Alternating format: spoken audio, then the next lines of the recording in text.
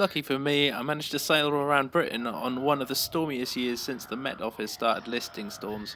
Since finishing the 1600 nautical mile adventure, I've not had much time to get out sailing, but I must admit, those were some of the best days out I'd had all year. However, now the sailing season has come to a close and Katrina has been lifted into the boatyard. In my opinion, a British boat owner's passion for sailing must be at one of the highest levels for any hobby in the world. Why? Because they have to endure the dreaded 5 months of the most depressing and miserable weather going.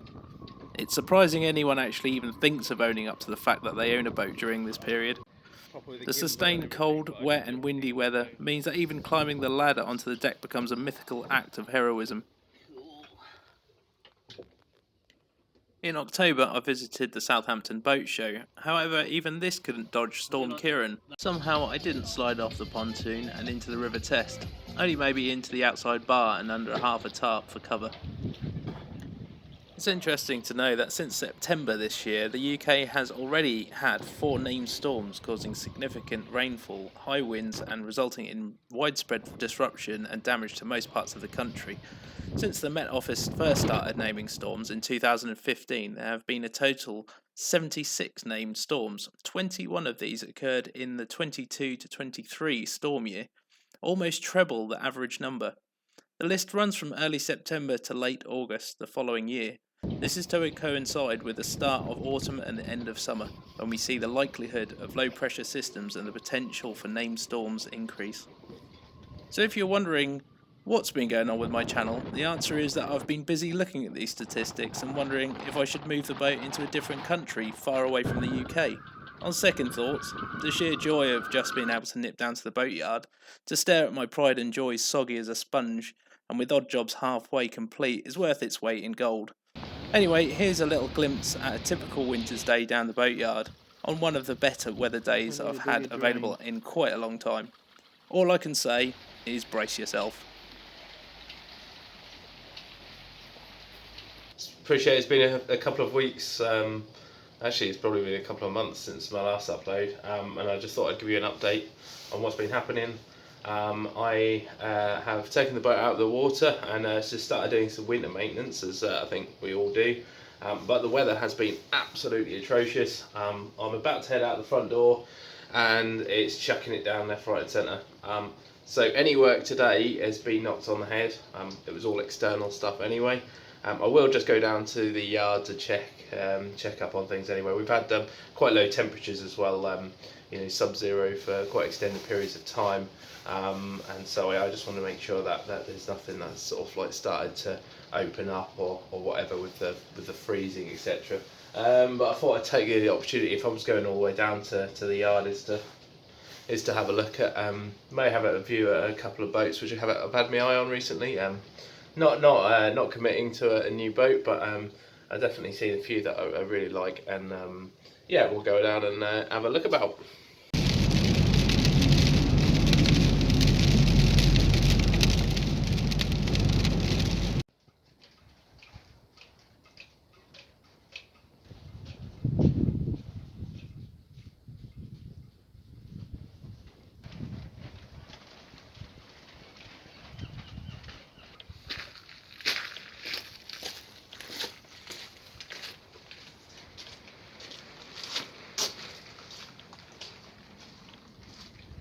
Just coming back down the boat, it's pretty horrible, wet, and it's actually just stopped raining. Well, that's a bonus. I nearly died driving down here today because just people were just swerving around for puddles and stuff like that, and yeah, it wasn't very nice.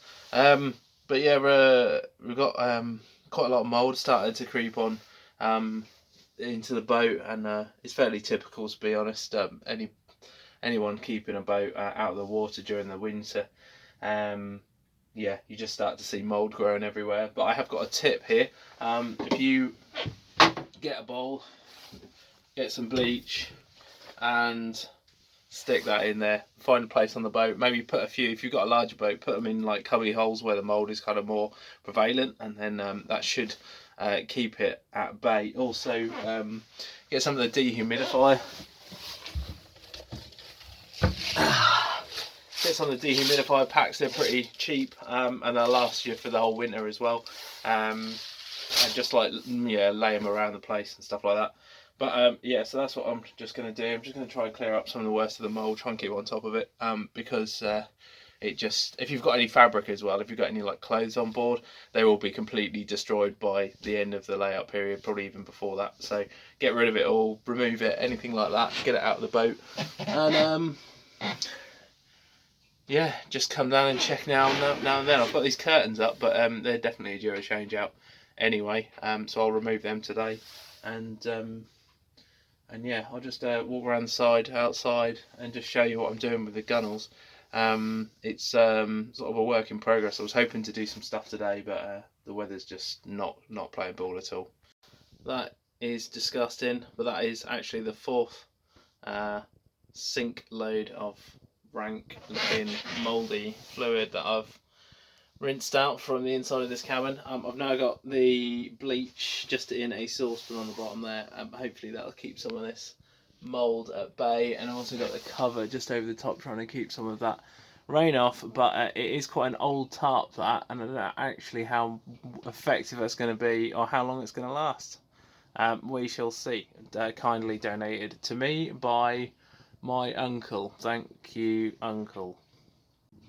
So on the outside, the wooden rubbing streak had been removed, and the reason for that was because I had quite a lot of water coming in through this bulkhead here. I've actually removed it on both sides, but this is the revealing shoebox fitting, so that where the upper or the hull or the deck goes over the hull.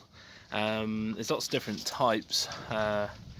Some are flush, just a small sort of like overlap, but this is a full, sort of like the older version really of the hull deck join. On this Albin Vega you can just see it's slightly different. There's no overlap there, but yeah, essentially I need to do some work on this because you can see it's been bashed around in its lifetime, and I've actually removed the all the bolts and stuff securing the hull to the deck, or the deck to the hull.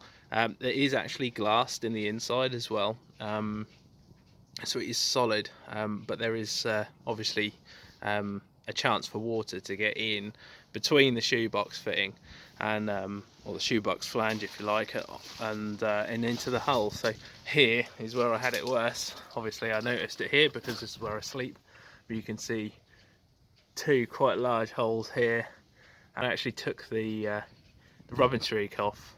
There's only some tiny little screws sort of going through there where the original bolts would have been.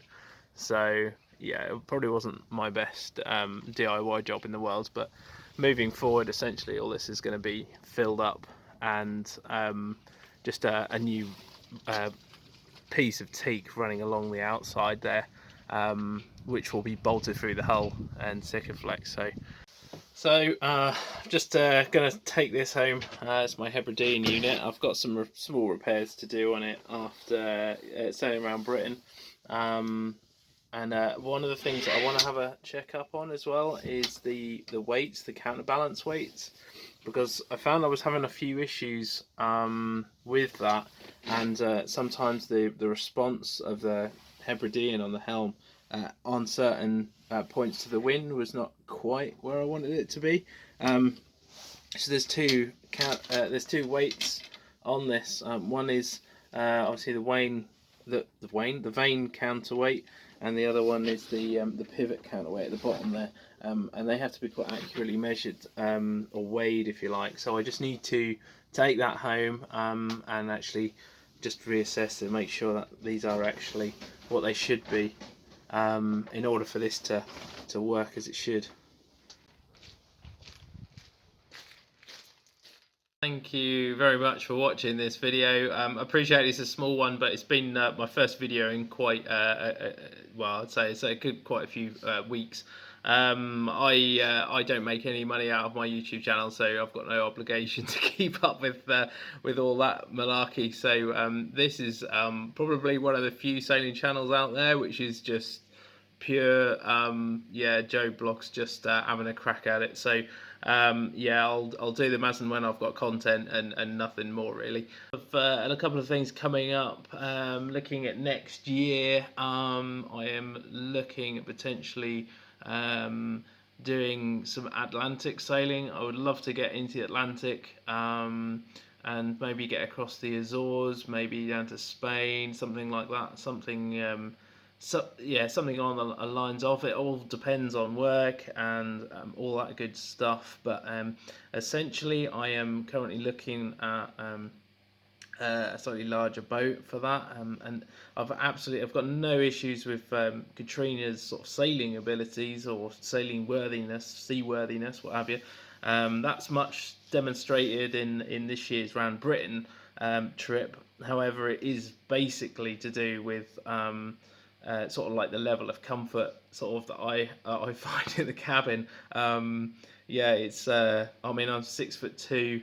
And yeah, you do adjust to the small space, but it would just be nice to have that bit more room really in the cabin.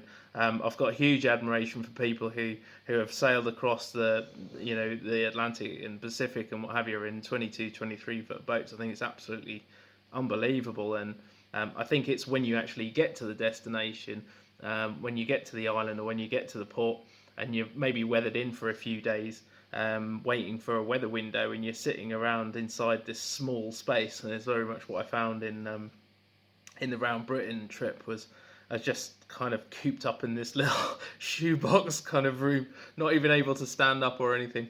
So potentially looking at a bigger boat, but